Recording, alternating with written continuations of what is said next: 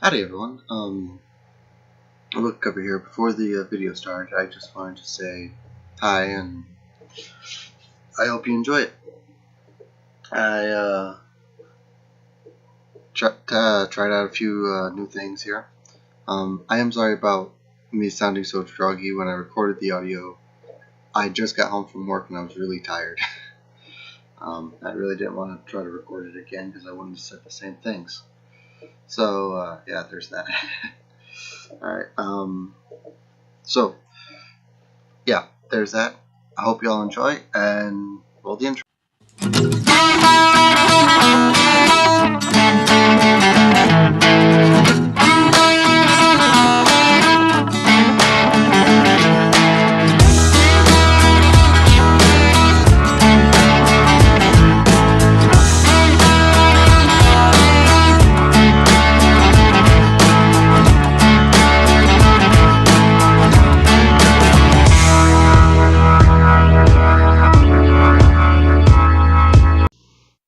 Hello everyone and welcome to this year's book cover, your humble host.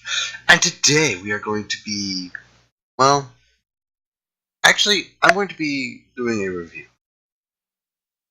Yes, it's been a while since I've done one. The episode I'm going to be reviewing is Power Points. Yes, it's a season 4 episode, but, you know, no new episodes, kinda gotta do what you gotta do type thing. As you'll probably tell in I'm going to be doing a few things I've never done before, so yeah, there's that. Sorry, it's been a while since I've done a review, so forgive me if I'm rusty. But as I said, we're doing Power Ponies. Now, in a world of magic Technicolor ponies, we kind of expect magical mishaps to happen. And, well, this episode is basically one of those times it happened. Yep. Because Spike just gets a comic book from a magic comic shop. And at the end of his reading of said book, he finds an empty page. And this empty page has little tiny itty bitty fine print writing on it. That basically teleports him and the main 6 into the comic book. It would kind of been a little bit better if they just had Spike go into the comic book and the main 6 not know where he was. But he not actually be in the comic book for very long and, you know, stuff like that. But, yeah, in my opinion, it would have been... I mean, I like the episode. Don't get me wrong, I love the episode. But it would have been better if they had just, you know, sent Spike there so he'd learn a lesson that he is not useless. Instead of having to drag the main 6 in with him. Now, let's break it down a little bit. We just learned that even Spike the Dragon can cast a spell in this episode. That is an interesting thing. Because from what we've seen, only unicorns can cast magic spells. Yet, Spike was able to cast a magic spell to get all the ponies transferred into the comic book. Yes, it was an enchanted comic book, but the thing is, it was still a spell he had to read at the end for them to get sent in. It kind of makes me interested on what other types of things can Spike do if he reads it from the book. Was it just the enchanting of the book that was allowing him to be able to do it? Or was it the whole... he actually has a little bit of magical powers? This is an interesting thing that I'll have to look into deeper and do a understanding of Spike video eventually. But anyways, Spike gets them all transferred into the comic book, which is technically another dimension. So that also means any pony can get sent to any dimension if they got a spell for it. The main conflict isn't even the fact that they're in the comic book, which is interesting. I mean, yeah, it's not a good thing, but the main six can handle it. They always do. And they do, of course, is the episode, Hi, that's unhappy, season 4 and everything. The main focus of the conflict is actually around Spike himself, which is interesting. Because Spike says Humdrum is a useless comic relief, and then he steps into a bucket. I think it's the bucket landing on his head. Right. Humdrum's the comic relief. Kind of looking similar there, eh, Spike? But, again, that's what the writers were trying to do, was trying to get us connect Humdrum to Spike, and how he's not actually useless, he just seems that way sometimes, because the ponies don't need him, because they're, full of magic.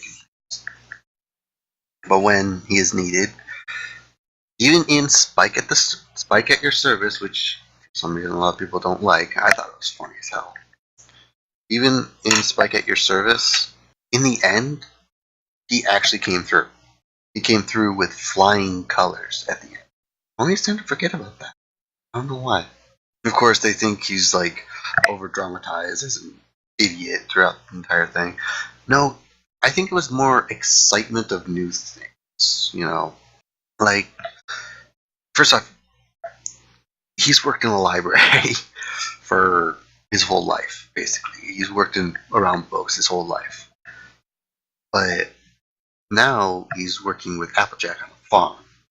And that's not normal for him. So he's excited about doing it and learning it. Anyways, this isn't about that. I'll review that episode later. Back to Power Ponies. The whole thing was kind of cool because we saw a fantasy world within a fantasy world. With people wanting with Daring Do, until we found out that she was, hey, I'm real, these are just my diaries. And then it was all, oh man, but we still got Power Ponies and comic books and stuff like that. Just cool, in my opinion. The whole thing with the Maniac is everybody connects the Maniac to Doc Ock. Which I can see the correlation between Doc Ock and the Maniac. That's a good deduction and connection to make. The thing is, I see a lot more Venom in her than Doc Ock. It's kind of like they took Venom and Doc Ock and ponyfied it. With the whole way the main moves. That was another thing. There's too many puns in this episode. Yeah, there's a lot of puns. It's pretty funny though. I like puns. But the ponies had to learn how to use these new powers and such, which is rather interesting to watch them learn how they learn and stuff like that. And then Rainbow Dash being Rainbow Dash and everybody else being who they are. Now, one thing I think is interesting is every pony seems to have an issue with the whole Fluttershy Saddle Rager or freaking out like that. Which I don't understand why they were so upset about that. It's totally within her personality to be like that. She is protective over animals. And the Maniac, who had just captured her friends, I don't think what people realize is that it's actually a build-up. There's a build-up going here. See, Maniac is being mean. Okay, yeah, well, I mean, they're a villain, they're supposed to be. Then she's concerned about her friends because they get captured, and she gets captured as well. Now she's trying to leave, and the Maniac hits a lightning bug, which is an animal which Fluttershy has a very deep connection with. Not the lightning bug she has a connection with, but animals in general, she has connections with them. And it's totally within the realm of her being that she would freak out, rage out like that. And I could see her doing it in normal everyday things when any pony tries to abuse an animal, where she would just freak out, yell at them because of what they did. But for some reason, ponies seem to think that it's totally out of character. Oh, she raged, blah blah blah blah blah.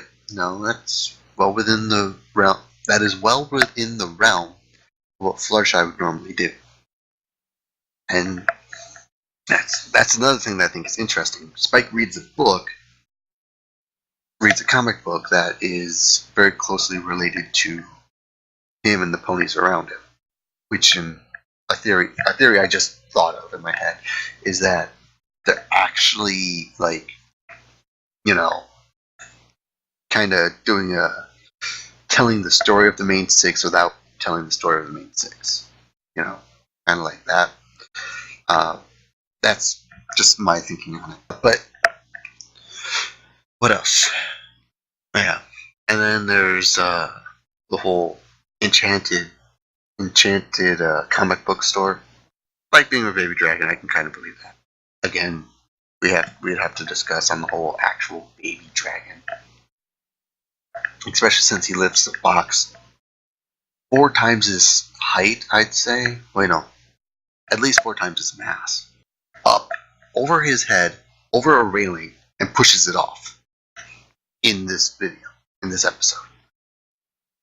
That's just amazing. In general, he has to be really, really strong to do that. I think that's about all I have to say about that. If y'all enjoyed this, please like, comment, subscribe, all that crap. And yeah, y'all have a wonderful day. And as always, please, I beg of you, don't forget to smile.